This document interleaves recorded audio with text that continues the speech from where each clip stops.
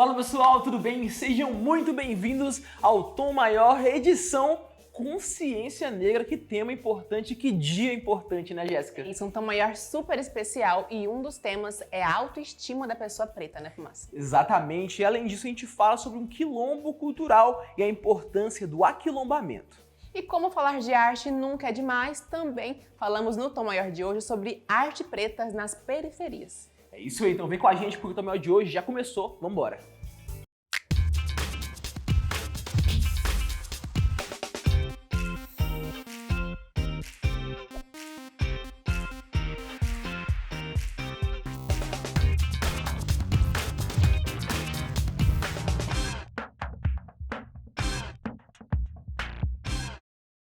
Fala pessoal, tudo bem? Sejam muito bem-vindos a mais uma edição do Tom Maior e hoje uma edição super especial, o Dia da Consciência Negra, esse dia tão importante e hoje o programa tá muito legal. E eu começo fazendo a minha autodescrição. Eu sou o Rodrigo Fumaça, sou um homem preto, eu tenho cabelo black raspado aos lados e encaracolado na parte de cima, utilizo óculos, uma barba cerrada. Hoje estou com a camisa um tom cru, com vários detalhes coloridos, um olho, um tucano, uma banana, umas flores, um abacaxi, várias coisas, uma calça no tom terroso e também um tênis branco. E ao meu lado, sempre ela, Jéssica Lima. É isso, eu já começo rindo, né, da autodescrição do Fumaça, um tucano, um abacaxi, tem de tudo essa camisa do Fumaça, mas é isso aí. E eu também começo com a minha autodescrição. Eu sou Jéssica Lima, tenho a pele clara, os cabelos longos e bem cacheados, que hoje estão soltos. Estou usando uma camisa de mangas longas na cor rosa e também uma calça jeans na cor azul. E bom, o Fumaça já disse, né, gente, um programa super especial, mas para esse programa acontecer, não é só a gente aqui na frente das câmeras, não. Tem toda uma equipe por trás. Bora conhecer, então, quem faz parte dessa equipe. Tem ele, Rogério, que domina aí a operação de áudio, para o som ficar perfeito, chegar bem perfeito, bem limpo até aí na sua casa. Tem também Filipinho, nosso diretor de imagem, ele que controla as câmeras, o que aparece, o que não aparece. Tem ela, Nanda Leonel, que é a diretora, que comanda o tempo das coisas, fala com a gente durante o programa. E atrás das câmeras estão aqui o Pedro e também o Alisson.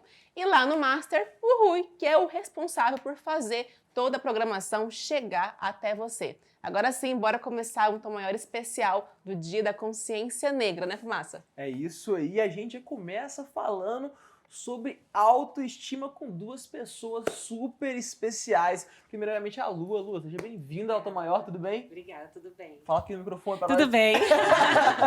Gente, eu estou muito honrada de estar aqui, né, nesse momento de falar sobre autoestima de pessoas pretas. Eu fico muito feliz com o convite de vocês. É isso aí. Regis também, seja bem-vindo ao Tom Maior, tudo bem? Obrigado, tudo bem. Tô feliz, né, mais uma vez de estar aqui participando com vocês. Ó, o microfone, Regis. A gente esquece o microfone. Eles são- Avisem. Eles estão com vontade que estão esquecendo do sofá microfone. aqui é Ó. ótimo. pra Pega o isso. microfone, põe pertinho Tá. assim que dá Perto, certo, sim. gente. Isso Silvio mesmo. Santos. E a Bem-vindo, gente. começa falando um pouco dessa questão da autoestima, assim, principalmente relacionada à questão do cabelo. Muitas vezes a gente, nesse programa, a gente vai falar sobre essa questão do racismo e tudo mais. A gente tem até um povo fala, que a galera fala dessa questão do cabelo e tudo mais. E Lua, como é que foi esse processo pra você, pra ter esse cabelo maravilhoso aí? Como é que foi pra vocês? Nossa, foi um processo muito difícil. Assim, desde os 6 anos de idade que eu aliso o cabelo, então eu não sabia da textura do meu cabelo, não sabia como que cuidava do meu cabelo, até porque naquela época não tinha produtos, né, pro cabelo.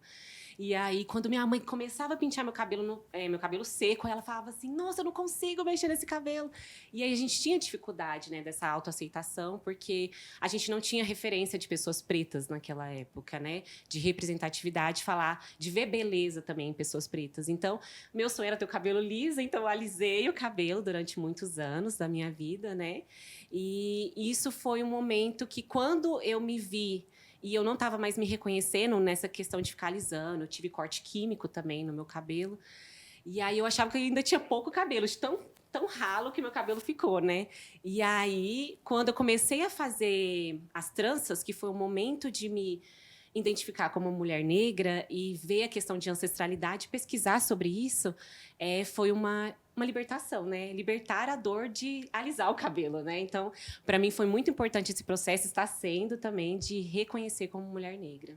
Você falou sobre essa questão de muitas vezes a mãe não saber como lidar com o cabelo do filho, né, do filho, da filha. Isso é muito comum. Eu acho que isso é uma das coisas que até influencia mesmo, né, de querer alisar o mais cedo possível, porque parece que não tem jeito, parece que o cabelo não tem como ficar bom, né, seguindo o padrão do que seria bom, do que seria bonito. Regis, você é transista? Você ouve muitas histórias assim também? Histórias de pessoas que nunca souberam cuidar do meu cabelo, não aceitavam o meu cabelo. Ouve muito isso? Sim, o que mais chega no estúdio hoje em dia são clientes que nunca conheceram a curvatura capilar, que passaram pelo processo de química cedo, né? Assim como a Lu, assim como você também já tinha relatado. E nesse processo, elas inserem as tranças para poder facilitar no processo da transição capilar, né? Tem até uma matéria sobre isso, né? Sim. Você vai falando aí, a gente tem imagens de uma matéria que eu fiz sobre isso, sobre transição capilar, onde eu fui num salão e perguntei, né, para a cabeleireira o que é isso, quais são os tipos de cachos, porque você falou curvatura, mas para muita gente nem sabe que existe mais de um tipo de curvatura, Sim, né? existe Coloca aí o várias. cabelo cacheado, cabelo crespo, como se fosse uma coisa só, mas não, existe uma pluralidade de tipos de curvatura. A imagem certa é outra, Felipinho, que é isso mesmo. Isso aí. Essa aí é a Thay, ela é cabeleireira, que vocês estão vendo na imagem, e ela se tornou especialista em cachos. E aí essa história de pessoas que chegam até o salão cheio de histórias traumáticas, infelizmente é muito comum, né, Douglas? Vamos voltar nessa parte. Vou voltar à pergunta. Duas Douglas pra mim? O Douglas Essa- aqui. Calma, gente. Douglas. Essas histórias são muito comuns, né, Regis? Sim, demais. Peraí, E- só um pouquinho. Oi? Tá fechada. Ah, tá. Estão aqui? Ah, tá. Beleza. Essas histórias traumáticas, infelizmente, são muito comuns, né, Regis? Sim, demais. E o processo que a trança ela inclui na vida da pessoa que está passando pela transição é ajudar em questão de... Eu costumo dizer que as tranças, ela é um protetor térmico para os fios, né? Então, durante esse processo, é chatinho aquela questão do cabelo tá crescendo e tudo mais, você ainda não tá vendo como que tá a curvatura, tá metade liso, metade cacheado, então nesse processo das tranças, acaba ajudando a encapar o fio, né, em si, pra... Nossa, gente, tô nervoso, pera. Tranquilo, tranquilo. É, Esse é processo, normal aqui. Sim. Mas Volta a pergunta. falar de cabelo, eu sei que é uma coisa que envolve muito a parte emocional também. Sim. Às vezes a gente pensa assim, nossa, mas é só cabelo, Não é é só só parte cabelo. Não é estética. só cabelo. Luba não é só cabelo, né? É. Falar de cabelo envolve uma dimensão muito importante do que é a autoestima. Sim, eu estava até conversando com a minha terapeuta, inclusive, sobre isso. E o que acontecia quando eu era criança? Eu tinha perdido a espontaneidade, porque eu tinha medo de pular numa piscina pro meu cabelo, né, ficar... Porque, assim, eu era muito zoada na escola. Ai, cabelo feio, cabelo... Então, assim, muitos apelidos ruins. Então, eu associava o meu cabelo como algo ruim, né? Então, a autoestima de uma mulher preta também é uma autoestima política, né? Porque quando uma mulher preta está empoderada, está se amando, está se reconhecendo como tal, ela consegue também buscar meios de melhorar a vida dos demais, de buscar a sua profissão. Então, com a autoestima elevada, uma mulher preta, ela também ela traz benefícios, né? Para todo um todo, não é só um cabelo, como bem você falou, Jéssica. É um ato político também. É isso, né? E eu lembro que quando era criança, o meu sonho era ter um cabelo arrepiado. Sabe, aquele cabelo arrepiadinho, assim, cabelo liso. E eu ia no salão, falava pro cabeleireiro, nossa, eu queria meu cabelo arrepiado. Ele falou, não tem como, né? Aí eu ficava frustrado, criança, com isso. E hoje em dia eu tenho uma autoestima muito boa em relação ao cabelo, adoro meu cabelo, sou muito fã do meu cabelo. E, inclusive, gosto muito de fazer tranças. E a trança é algo sensacional, né? Algo que vem às vezes, muito desse princípio também, né? Dessa transição capilar, utilizar a trança para isso. E, Regis, é muito interessante, né? Você ouvir tantos relatos todo dia de muitas pessoas, homens, mulheres que passam por isso. E a gente estava até vendo as imagens ali antes também das suas tranças, né? Que você faz. De como as pessoas estão felizes ali, né? Estão com autoestima assim, meu Deus, acabei de fazer uma trança maravilhosa. E isso, com certeza, muda o dia a dia, muda a confiança e muda vontade da pessoa de sair de casa, muitas vezes, né? Sim. Quando os clientes em si vai lá no estúdio e faz as tranças, é muito louco pensar que, tipo, eu tô tocando na autoestima da pessoa. Tem gente que chega lá, tipo assim, tá dias com a autoestima baixa, agenda um horário e sai de lá, tipo, com a autoestima renovada. Igual, tipo, eu costumo brincar com as clientes, tipo, você vai sair daqui, você não vai marcar um rolê, tipo, não vai pra um restaurante, algum lugar, sabe? Curtir, porque você tá belíssima, sabe? E elas ficam, tipo assim, nossa, eu vou até marcar um rolê agora, saca? Tô muito maravilhosa e tal. E é muito louco pensar que eu toco nessa área da pessoa, que é a autoestima. Ainda mais voltado à autoestima das pessoas pretas em si, né? E foi algo que eu demorei muito tempo para perceber como profissional, que eu estava tocando numa área que era muito sensível na, na parte da pessoa, né? Que é algo interno, que é a autoestima, né? Então, é isso. Eu me sinto realizado como profissional de poder dar essa experiência para a pessoa de renovar a autoestima dela, sabe? E a autoestima realmente é uma construção, né? E envolve também a parte estética, a parte, né, de como a gente se apresenta, Sim. mas isso influencia também na forma, na confiança que a gente tem de tentar uma vaga de trabalho, tentar um Sim. curso diferente, porque muitas vezes eu acho que a Lu vai me entender bem também, né? Por exemplo, quando você entende que, sei lá, para você estar arrumada é só o cabelo liso, a roupa padrão, Exatamente. e aí se você não tem o cabelo liso, o seu cabelo tá desarrumado, mas como assim, né? É o seu Sim. cabelo natural.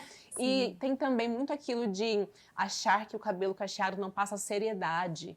Mas eu acho que isso vem mudando, vem se transformando. E aí também tem a gente falar da importância de referências, né? De pessoas Exatamente. em posições específicas que mostram pra gente que é possível, né? Que você pode ser elegante se quiser, que você pode passar seriedade se for preciso, com o cabelo cacheado. Você passou por isso alguma vez, Lua? Ah, com certeza. Sempre. Eu trabalho também no serviço público, então, assim, muitas vezes as pessoas falavam assim. Quando eu coloquei trança, foi um baque, assim, para as pessoas, né? Porque a trança, agora que ela está sendo vista e sendo representada de uma forma como beleza, porque antes realmente as pessoas tinham um preconceito com as tranças, né? Então, quando eu coloquei trança para passar por essa transição, foi um momento de redescoberta, né? Aí eu pensei assim, gente, antes eu não sabia quem eu era. E quando a gente não sabe quem a gente não sabe qual caminho que a gente deve seguir. Porque a gente fica meio perdida, né? Então, a autoestima é uma direção. Você consegue achar uma direção, você consegue se nutrir de si mesma e consegue estabelecer metas para sua vida, né? Igual você falou da questão profissional. Uma mulher com autoestima elevada, uma pessoa, um homem preto, mulher preta, com autoestima elevada, eles conseguem buscar o caminho que faz sentido para eles, né? Quando a autoestima está baixa, quando a gente está silenciado do nosso eu interno aqui e fortalecido, a gente não consegue saber qual o caminho melhor para a gente seguir. E escrever sobre isso, como é que é? Esse processo aí de parar e escrever sobre isso. Na verdade, vai vindo, né? É assim, as minhas vivências, as minhas conversas, assim, e aí eu vou escrevendo como se fosse um diário mesmo, assim, não só da minha vida, mas das pessoas quando elas conversam comigo. Porque além de eu ser uma pessoa que escreve, eu gosto de escutar as pessoas também, né? De escutar histórias, de aprender com essas histórias. Então, como bem vocês falam, essa questão da autoestima, de ser negro, porque o negro ele não nasce negro, ele se torna negro, né? Quando ele nasce negro, ele não sabe quem ele é, porque a sociedade fica falando que é feio ele buscar a ancestralidade dele, é feio ele buscar a religião afro, né? Então é importante que ele entenda que é sim rica a cultura negra, né? A cultura negra é riquíssima e tem beleza, tem potência, tem resistência, e é importante a gente descobrir para a gente buscar o nosso caminho, né? Com certeza. Muito obrigada, Lua. Obrigada, Regis. Foi ótimo ouvir vocês, conversar sobre isso, que é um papo, né, que se deixar, vai o programa inteiro, porque quando a gente fala sobre autoestima, sobre representatividade, realmente mexe com diversas coisas. Mas que bom que a gente tem esse espaço para ouvir a história de vocês, para compartilhar experiências e sintam-se à vontade para voltar aqui mais vezes. Obrigado. A gente agradece, viu, o convite de vocês. Obrigada mesmo. E agora, bora para aquele momento que eu sei que você aí em casa fica esperando. Aquele momento leve de chamar todo mundo para a sala e se divertir um pouco. Mas hoje, o Cuca Fresca também tá especial, também tá temático. Então, bora para ele, é hora de Cuca Fresca.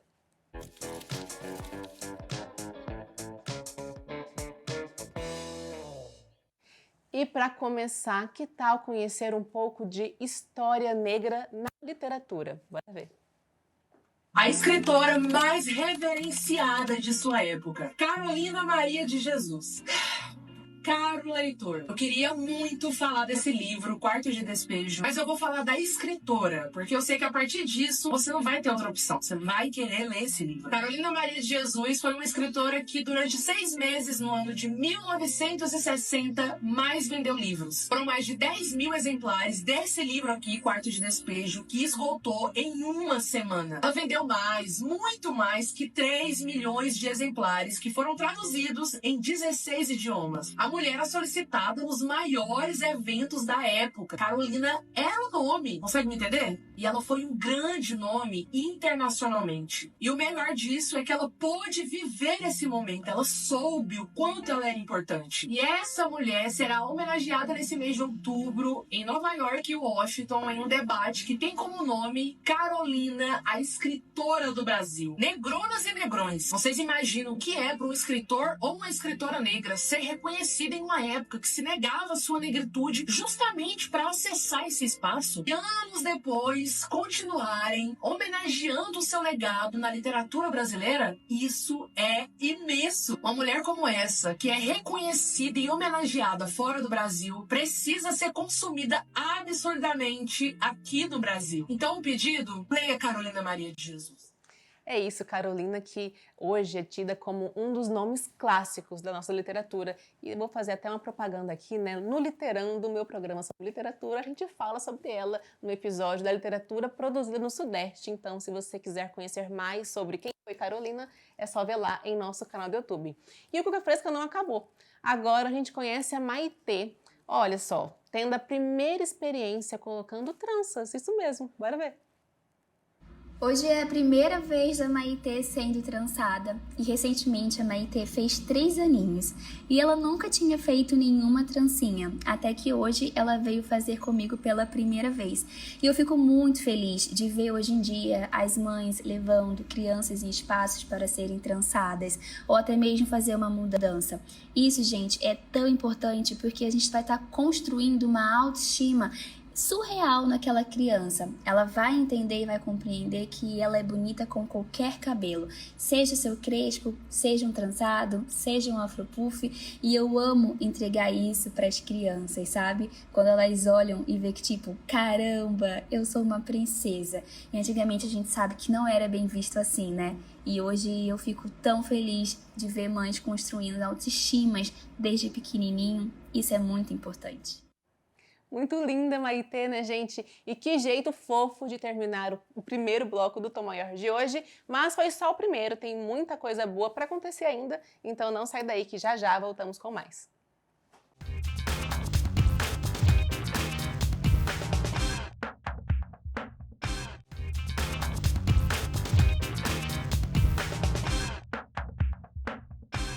Estamos de volta aqui com o Tom Maior também, ó, no nosso canal do YouTube, @SistemaSagres. Nosso canal do YouTube que tem muito conteúdo de qualidade e você pode acessá-lo.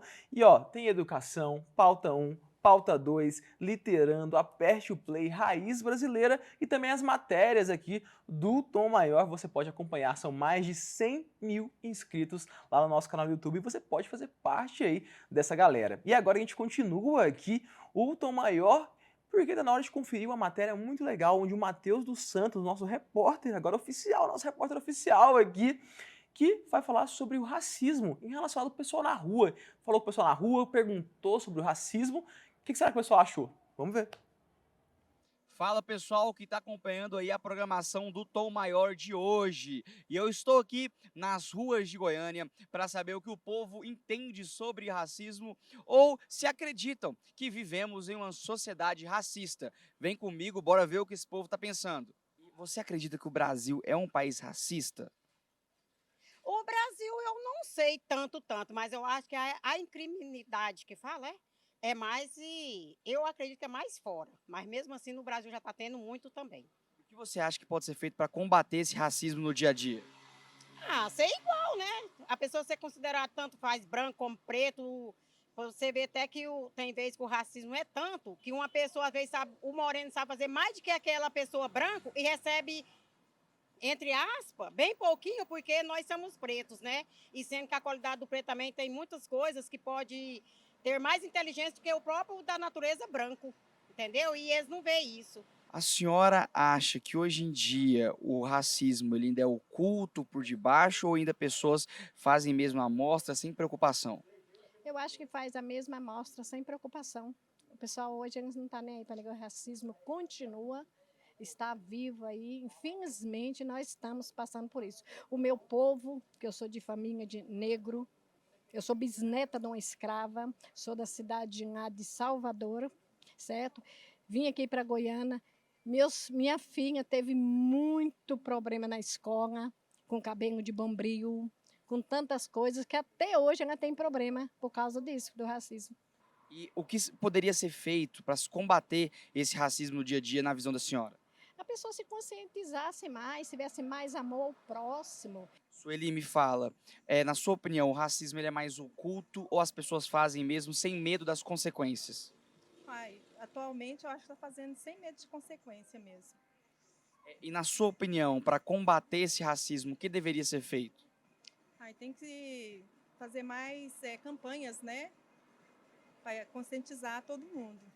E na sua opinião, o Brasil é um país racista? Tem isso na raiz do país, na raiz da cultura do povo? Sim, com certeza. O que você acha sobre o racismo de hoje em dia? As pessoas é mais oculto, as pessoas fazem sem medo mesmo do que pode gerar para elas no futuro? O racismo é uma doença que abalou o mundo. É muito triste. Lamentavelmente, o bullying, o racismo é uma coisa que as pessoas fazem por maldade. Elas não têm piedade, elas não têm dó, elas não têm empatia pelo próximo, elas não têm noção da intensidade da dor que ela causa na alma de uma pessoa quando ela pratica o racismo ou o bullying. Porque ser bom, ter um coração bom, não está na cor, está na prática do que você faz. Então a cor é o de menos. E as etnias são isso, brancos, negros, japonês, pardo, ruivo. A nossa sociedade ela é ampla e a gente precisa respeitar o espaço do outro. E o que você acha que pode ser feito no Brasil para combater esse racismo? Na realidade, combater o racismo, na minha opinião, ela vem de dentro de nós. Se nós queremos que as pessoas nos tratem bem, nós também precisamos passar isso para as pessoas. É um dom que tem que vir de dentro de nós, é uma qualidade que a gente tem que expor, estendendo as mãos para o próximo. Eu não acredito que seja política, eu não acredito que seja A ou B. Eu acredito que é uma conscientização humana, individual de cada ser humano, ter com respeito com o próximo para que ele também seja respeitado. Na sua opinião, o racismo hoje ele é mais escondido ou as pessoas fazem mesmo sem medo das consequências? Às vezes escondido e às vezes com medo das consequências, mas não está nem aí. Porque eu acho que as leis deviam dar mais punição, né? Se quando a lei for mais rigorosa, o racismo, né? E só for de lei, quais seriam os meios para se combater o racismo na visão da senhora no dia a dia? Que pode aumentar fiscalização, seja lei, o que a senhora defende que tem que ser feito? Eu vejo e denunciar, né? Tem que denunciar, não ter medo de enfrentar, porque não amedrontar e denuncia. O que vê, fala e pronto. Para a senhora, o Brasil hoje é um país racista? Nunca deixou de ser. Sempre foi racista e vai continuar. Deu uma amenizada, né? Mas é racista. Pois é, nós seguimos aqui o Tom Maior comentando sobre esse tema, mas também outros temas entram aqui na nossa roda, como cultura e aquilombamento. Para a gente falar sobre isso, está aqui com a gente, mais uma vez, convidados que já são de casa, né, gente? Marcelo, Raquel, sejam muito bem-vindos mais uma vez ao Tom Maior. Obrigado por poder estar aqui e por poder falar desse tema tão importante. E olha, antes da gente falar sobre o Orunhayê, sobre aquilombamento, cultura, né, cultura preta, eu queria que vocês comentassem aquilo que nós acabamos de ver, né, que é a concepção do senso comum, né, de algumas pessoas sobre o que é o racismo, sobre como ele pode ser enfrentado. Quando a gente pensa sobre esse... Hoje tem o termo, né, letramento racial, né, que é entender sobre esses termos, entender esses conceitos. Isso ainda é distante das pessoas em geral? o público em geral, ele está sendo mais conscientizado ou ainda há um caminho muito longo para essa conscientização realmente acontecer, Marcelo? Acho que tem um caminho longo para se percorrer. Foi feito um caminho muito longo para se destruir a nossa história e a nossa cultura. Então, a melhor forma de você subjugar um povo é destruir tudo que vem anterior dele, tudo que forma essa pessoa. Então, houve um processo muito longo de destruição da cultura do povo preto para ele poder hoje se entender enquanto um ser valorizado, um ser com autonomia, com autoestima. É um novo processo de reconstrução que está sendo construído vagarosamente, mas está sendo reconstruído. E pensar em letramento racial, ele vem de dois lados, né? Vem do lado do povo preto, mas também vem das pessoas brancas que precisam percorrer esse caminho. E pegando um pouco do que se falou, a gente precisa lembrar que temos leis que já são severas contra o racismo, mas as pessoas que julgam continuam sendo pessoas brancas. Isso também faz com que esses julgamentos não efetivem, não se tornem de verdade em grandes punições. E isso também precisa ser revisto. É isso aí. Essa questão de fazer essa reconstrução é muito importante, né? E a cultura faz parte disso, né? Em locais como o Urunhaê, o Quilombo Cultural, faz parte aí dessa reconstrução ancestral, né? Que a gente precisa e que é muito importante. E qual que é a importância da cultura, de um espaço cultural como o Urunhaê, para essa reconstrução, Raquel? Bem, arte e cultura é um processo educacional forte, né? Ele cria mecanismos, linguagens que a gente consegue acessar processos de letramento racial, né? Então, o Urunhaê, ele surge justamente como um quilombo cultural, pensando nessa perspectiva do quilombismo, da gente criar territórios de resistência, de reconstrução desse imagético, né, da cultura negra, desse lugar de fragilização, mas um local de luta e de resistência, né? Então, a gente vai ressignificando muitas coisas por meio do aquilombamento. E aí, a arte e cultura, ela vai trazer linguagens. Quando nós fazemos espetáculos, por exemplo, como o Conto de Cativeiro, que conta a diáspora africana pelo olhar do preto velho, que passa por um processo de resiliência, que ele passa pelo local da dor, mas vai mostrar todos os nossos símbolos de luta, tudo que a gente vai criando enquanto cultura negra, a capoeira, o rap, o funk, o samba, tudo isso são territórios de memória que são nossos, né? É a nossa valorização, o nosso empoderamento. Quando a gente trabalha, por exemplo, com a série As Matriarcas, onde eu vou trazendo essa pesquisa histórica, pictórica de mães de santo, obviamente pretas, eu vou trazendo e colocando no local de protagonismo, de símbolo, que essas mulheres, elas são base do nosso solo brasileiro. E aí, quando a gente vê, por exemplo, uma das entrevistas, né, a referência do cabelo, o tanto que o cabelo é utilizado como um mecanismo para ataques racistas. E aí, quando você vê uma mulher preta, uma mãe de santo preta, sendo retratada e valorizada dentro de uma galeria, dentro de uma obra de arte, uma mulher ou um homem preto que vai estar vendo aquela obra, ele vai se identificar naquela obra, e aí é um processo educacional. Né? Então, a arte e cultura, ela entra nesse local do letramento racial, da gente encontrar maneiras de se comunicar e mecanismos de mudança dentro dessa realidade.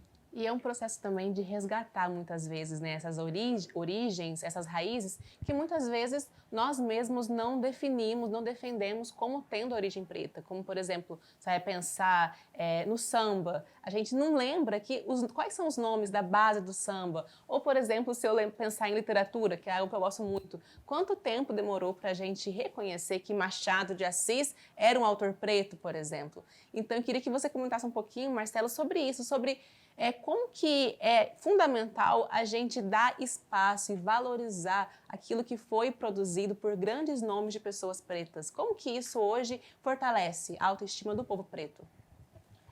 Como eu disse no início, a primeira coisa que fizeram foi destruir a nossa história e a nossa cultura, né? Então, mais uma vez, eu gosto de vir na Sagres, inclusive, por causa disso, porque estar aqui com duas pessoas negras entrevistando a gente, isso já traz para a população um local. Eu não tinha uma referência negra. Quando eu ligava a televisão, as pessoas que estavam lá eram sempre pessoas brancas. Então, isso me faltou quando eu era um jovem, né?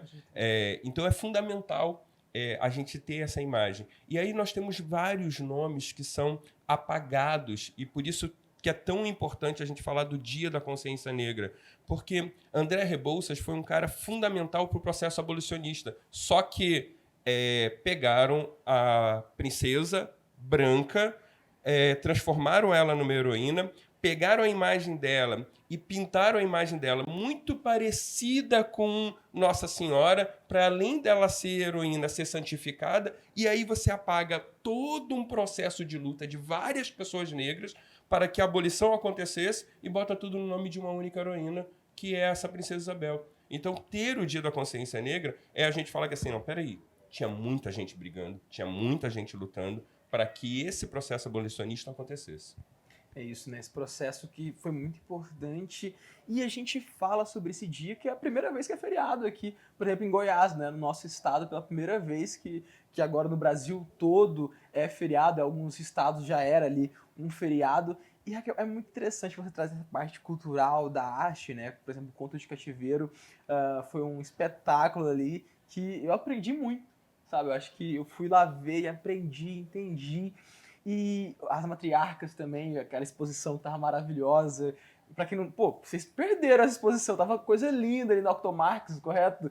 E aí tinha um chão com várias plantas ali, um cheiro maravilhoso. E é muito importante, né, ter essa questão cultural de representatividade. Marcelo falou dessa questão de ter uma pessoa preta. Pra mim foi muito difícil esse processo até de chegar até aqui, de estar aqui, porque eu não tinha uma referência. Tinha pouquíssimas referências, até de mais de um jornal tradicional ali, que a gente cabelo, via. Né? Quando Nossa. que podia uma mulher com cabelo cacheado, solto? Assim, tem muito ainda a se avançar, né? Mas tem alguns pontos que a gente vem ocupando, vem ganhando, e isso com certeza reflete em trazer uma figura, né, de referência para outras pessoas também, que, por exemplo, a gente falou no programa de hoje sobre transição capilar, né? Ou seja, parar de alisar o cabelo e passar a assumir o cabelo cacheado.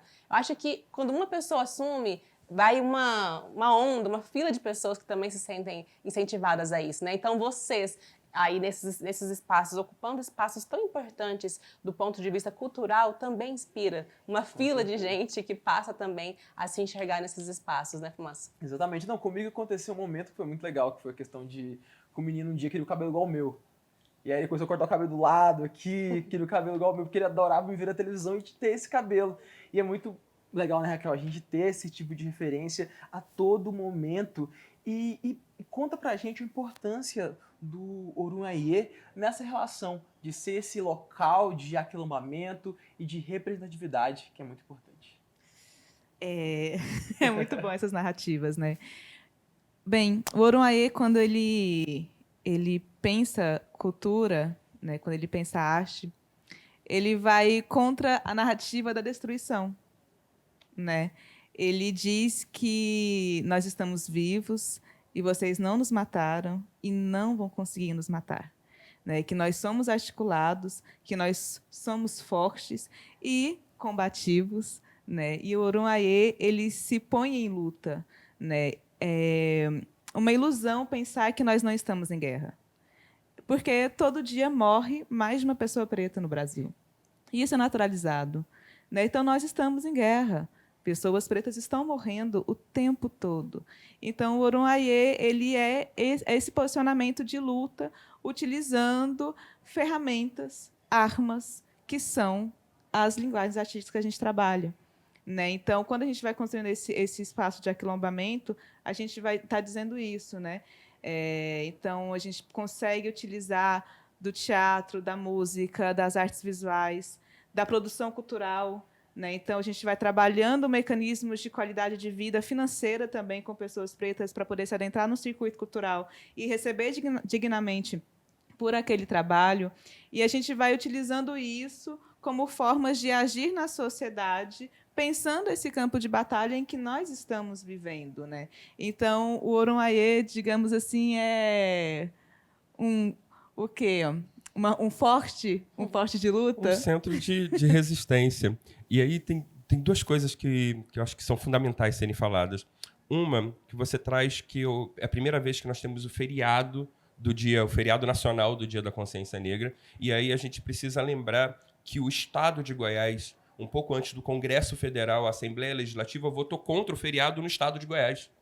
Então, os nossos representantes, e isso a gente precisa pensar, o povo precisa pensar, os nossos representantes foram contra, não consideraram importante esta data do Dia da Consciência Negra. E aí, 1 ou 2 semanas depois, o Congresso Federal vota a favor do feriado nacional do Dia da Consciência Negra.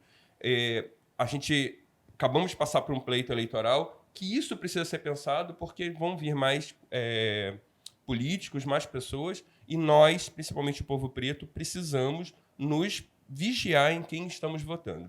Esse é um ponto. E o segundo ponto, quando a gente pensa em aquilombamento, pensa no Orum, a gente pensa principalmente em recontar a história. Sair do centro europeu dessa história e falar. Quando a gente fala hoje, né, do Dia da Consciência Negra, nós estamos nos remetendo a Palmares.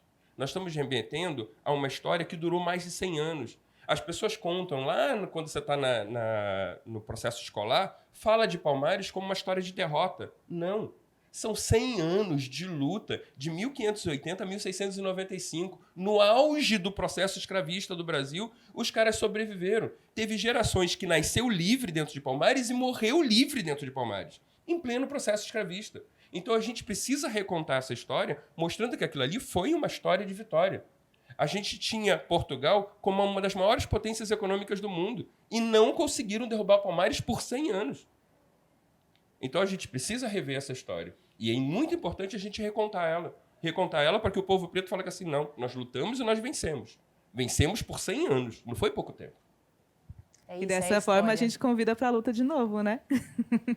Gente, Raquel, Marcelo, sempre um prazer receber vocês aqui. Muita coisa boa, né, Fumaça? Sempre trazem arte, cultura e agora também conscientização, né? Nesse dia que precisa ser valorizado pelas pessoas pretas, mas também por toda a sociedade. É um compromisso que todo mundo deve assumir. Muito obrigada, pessoal, e volte mais vezes. Último convite antes de fechar, que eu já ia esquecer, eu não podia perder essa oportunidade. Esse convite é nos dias 20 e 21 de novembro, no Dia da Consciência Negra, nós vamos estar apresentando Contos de Cativeiro dentro do Teatro Goiânia. E, mais uma vez, eu queria lembrar que o Teatro Goiânia é um local que geralmente é ocupado por uma elite branca. Então, vamos lá, vamos ocupar esse espaço. Todo mundo que acredita na afro-religiosidade, todo mundo que acredita nesse olhar afrodiaspórico, vem assistir Contos de Cativeiro 20 e 21. E no dia 23, Tambores de Orum, tá lá no Itatiaia, também nas ruas. E esse é de graça, só chegar junto. É isso, agora vamos para aquele rápido intervalo, mas não sai daí que já já voltamos com mais Tom Maior.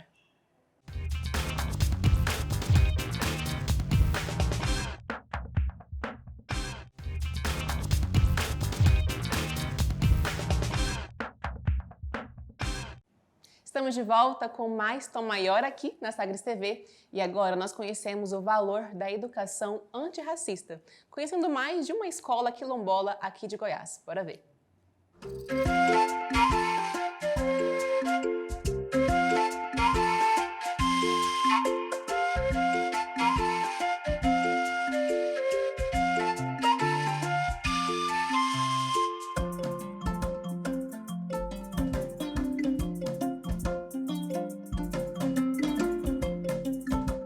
Trabalho que nós estamos realizando com essa finalidade de entender um pouco da questão da importância da cultura africana para a sociedade brasileira, para a construção da nossa identidade também.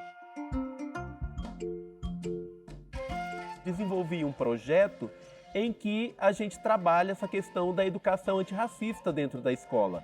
Não que a gente não trabalhe nas outras aulas, mas aí ela é direcionada para essa questão. Ela fala justamente sobre a questão da resiliência do povo negro e periférico, né, na perspectiva de ter seus direitos atendidos. Então nós estamos trabalhando, unindo a arte, né, os alunos que têm mais facilidade para desenhar, para pintar, para colorir, né, para a gente pensar, porque durante o momento que você está produzindo arte também, você está pensando, você está refletindo e você está valorizando, né, essa cultura tão importante para a formação do território brasileiro. Porque a nossa identidade, a identidade do povo brasileiro, do povo periférico, do povo que vive nas grandes cidades, é a identidade negra, né?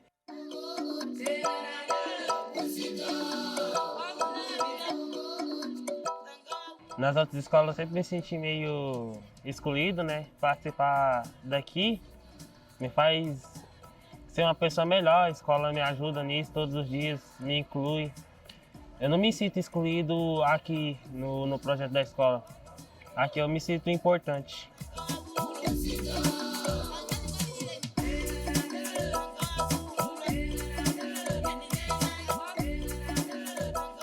As pessoas se sentirem pertencentes à escola, entendeu? Porque quando você chega, a gente que é negro, a gente já se identifica, né? Já vê que tem um mural que representa o empoderamento capilar, como a gente fez no ano de 2022, com a negra bem cabeluda, para a gente tentar fazer com que as meninas se apropriem do próprio cabelo, da cor. Quando a gente faz o censo, a gente pergunta qual que é a sua cor. Eles falam moreno claro. E às vezes eles são da minha cor, negro, né? E aí eles não se identificam como negro. Então, fazer a pintura, mostrar o cabelo black, cacheado, crespo, ondulado, faz com que eu me veja naquela escola.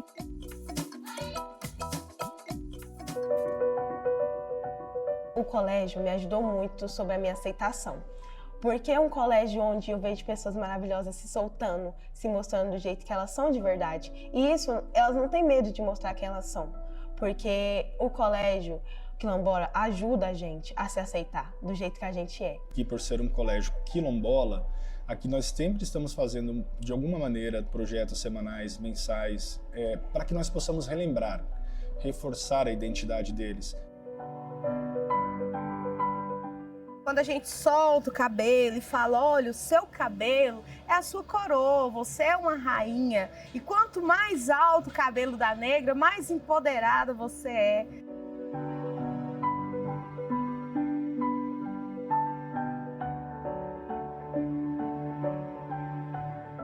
O trabalho antirracismo ele é diário e leva tempo, porque você querer colocar na sociedade essa ideia e achar que qualquer tipo de resultado vem rápido, o nosso trabalho está sendo feito nas escolas e é o local certo.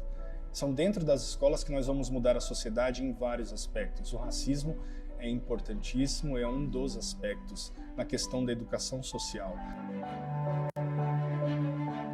A partir de todo esse trabalho que a gente vai construindo, isso vai despertando no aluno o senso de pertencimento. Então ele vai construindo uma identidade. Ele começa a se olhar de forma positiva, para de se olhar de forma pejorativa.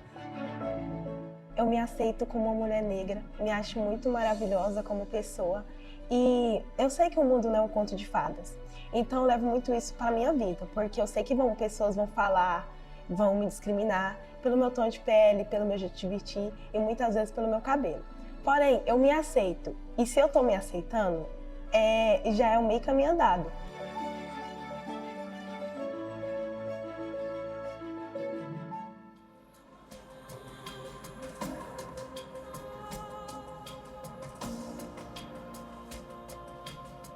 Pouco tempo ainda para que nós possamos ver um resultado agora.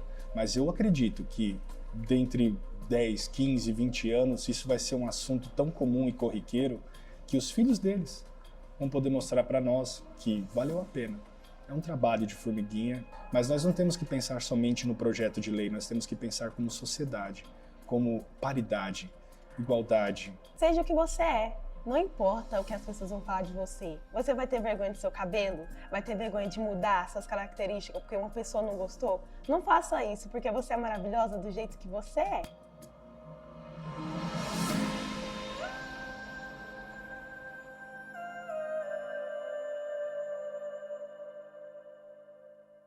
Tá aí essa matéria muito legal e muito importante que aconteceu lá no programa Educação, que você pode conferir lá no nosso canal do YouTube, @Sistema Sagres. E a gente continua o nosso programa super especial e agora tá na hora de falar de uma coisa que eu gosto muito, de arte, de grafite, de coisa boa, de arte periférica. E para falar sobre essa temática, eu chamo pra cá o meu irmão, Douglas Poderi. Tudo bom?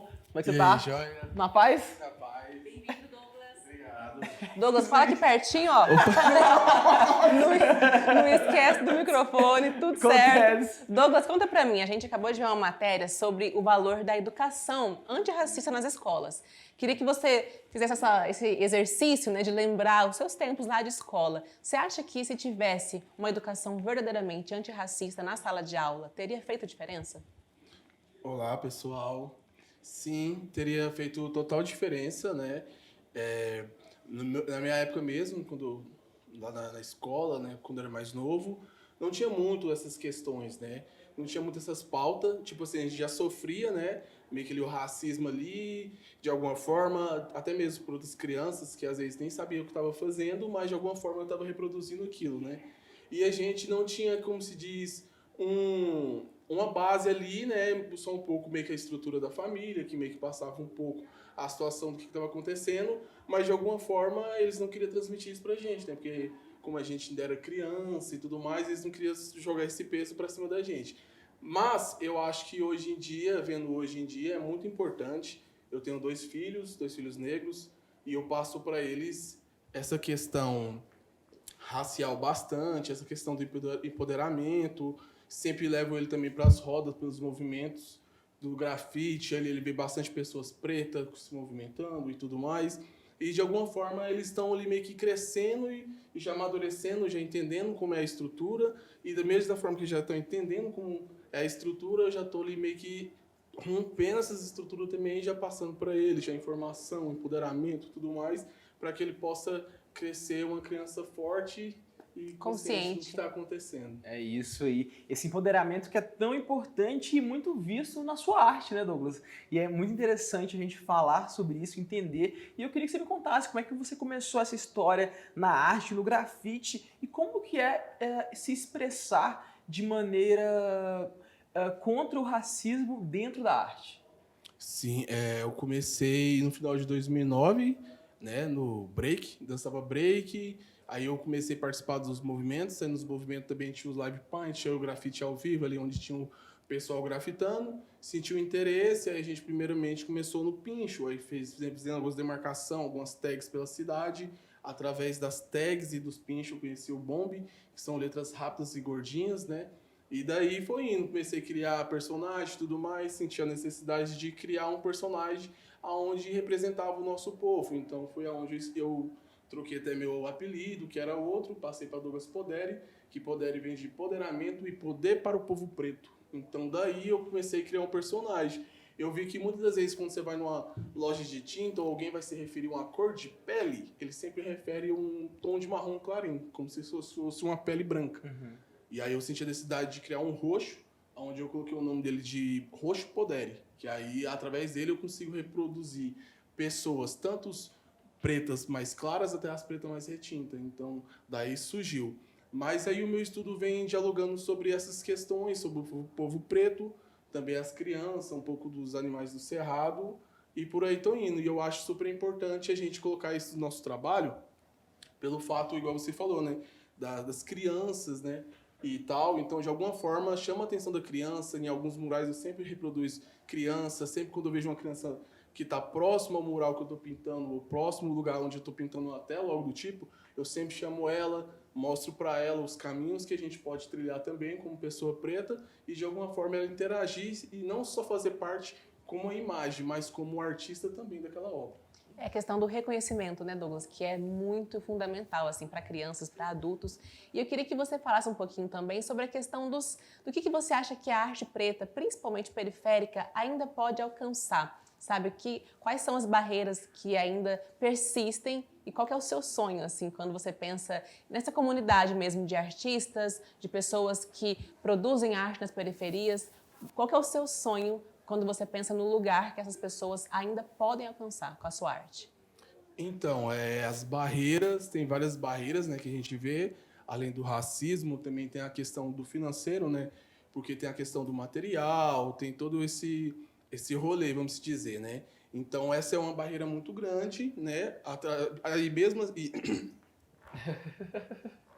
E até mesmo a gente vê que, tipo, pra quebrada sempre falta material, sempre falta essas paradas. Então, tipo, a gente tenta sempre... Tá de boa, Tá de boa, a gente tranquilo, volta. Douglas. Tá tranquilo. Mas, assim, essas barreiras existem, mas você vê que pessoas têm se levantado e realmente expressam a sua voz, né? Tem algo... Você enxerga também as mudanças que vêm acontecendo? Sim, eu vejo que, tipo assim, essas barreiras estão sendo quebradas, tipo assim, elas são colocadas e a gente vamos quebrando, né? Igual da mesma forma que eu te falei, a partir do momento que eu apresento, chamo uma pessoa para participar do trabalho, de alguma forma a gente está quebrando a barreira, a gente está plantando aquela sementinha, entendeu? No coração daquela pessoa, no movimento e tal. Então eu vejo que da mesma forma que tem barreiras, a gente vem quebrando e até mesmo como se diz, no coletivo, a gente no coletivo, né? Então, tipo, a gente como coletivo, eu mesmo como artista penso, quanto mais eu crescer, mais pessoas eu quero comigo. Então, você me perguntou em questão de um sonho, de uma vontade e tal. Eu tenho um sonho muito de criar, né? Que é a levar Podemos, onde eu possa ter uma estrutura bacana, legal, onde eu possa ter o suporte para essa nova geração que está vindo também da arte, para essas pessoas pretas, onde a gente vai ter várias atividades voltadas para eles, não só pintura, mas capoeira, break e várias outras coisas que fazem parte desse elemento, né, que é o hip hop e até mesmo da cultura preta. Então, tipo, além de estar trazendo informação, vou estar mostrando outras coisas e esse é o meu sonho, criar um ateliê onde eu possa interagir com o pessoal, com as crianças que estão à minha volta. É isso, né? Interagir com as crianças, porque as crianças são a base, né? As crianças são o futuro e eu acho muito legal isso. Eu já fui até em exposição que vocês têm presente e é muito legal, né? Quando você vê que a arte periférica, o grafite, o bombe, tá saindo muitas vezes só da parede e indo pra tela em grandes exposições, né? E isso é muito legal, ver o crescimento. E você acha que com o tempo passando, com as coisas, assim, com a consciência social, que é muito importante, você acha que a arte de rua, a arte preta, vai ter cada vez mais espaço dentro de grandes galerias, por exemplo? Sim, a arte de rua, né? Tipo assim, vamos dizer que a arte de rua meio que fica na rua, né? O grafite, o real grafite é rua e tal, mas o artista em si pode, tipo, estamos tendo vários artistas que já estão ocupando galerias, estampa de camiseta e várias outras coisas. Nós também estamos criando a nossa marca ali, onde a gente pode criar camisetas, boné e vários outros suportes. E eu acredito que estamos, sim, ocupando vários espaços de várias formas, através da arte e através de várias outras funções. Eu acho que para a gente fechar bem esse programa, né, todo dedicado ao Dia da Consciência Negra, você falou muito de sonho, dessa questão de apoiar outros artistas. Então, bora fechar essa conversa com um recado seu para essa galera que muitas vezes quer expor o seu trabalho ou quer começar, mas muitas vezes pode não se achar bom o suficiente ou achar que não tem espaço suficiente. O que você diria para essas pessoas que têm um sonho, a vontade de ser artista, mas que muitas vezes têm esse medo, né, paralisando esse movimento? Então, para finalizar, eu digo aquela frase que eu falo sempre, que é: eu posso, você pode, nós podemos. Então, se você tem um sonho, comece, vá, estude bastante, que essas outras barreiras a gente vai quebrando. É isso aí. Odério, muito obrigado, meu irmão. Sempre uma satisfação Eu que falar agradeço. com você. Prazer. Trazer essa questão aí é muito importante da arte, arte de rua. Jéssica, que programa legal, hein? O programa foi demais, passou rápido, passou voando, mas amanhã nós estamos aqui mais uma vez na Fumaça com mais Tom Maior. Muito obrigada pela sua companhia. É isso aí. Amanhã tem mais ao vivo às 18 horas. Até mais. Tchau.